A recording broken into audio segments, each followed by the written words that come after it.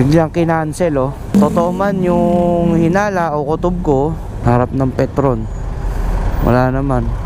Meron ako ditong booking sa Pateros Coliseum, may tapat ng Petron siya.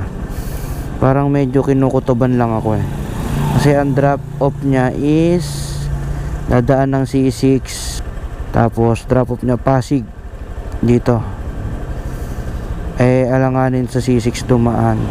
Tapos siya, nagchat siya, ang susunduin ko naka pink short, white t-shirt, ang pangalan sa harap ng Petron.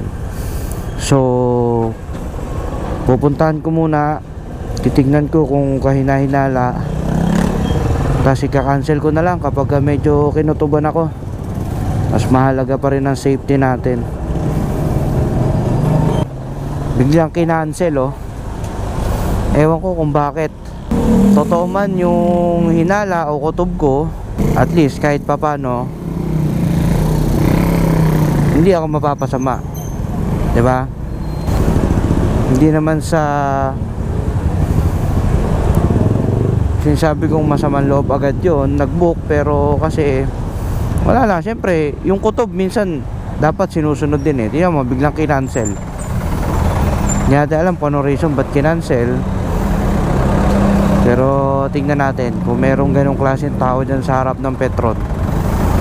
Tsaka isipin mo, ba't naman ika-cancel? Nag-chat naman ako, sabi ko papunta na ako, tsaka malapit na ako. Bakit para i-cancel pa, diba? Hindi naman para magpalit ng yun dahil mas mura sa Move It, diba? Pero hindi natin alam. Pero thank you Lord.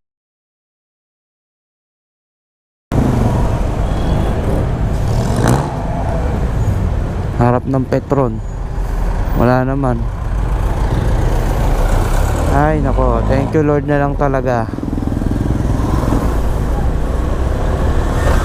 Kutob ko kasi alanganin talaga eh. Kasi biglang nag-chat ng ganun eh.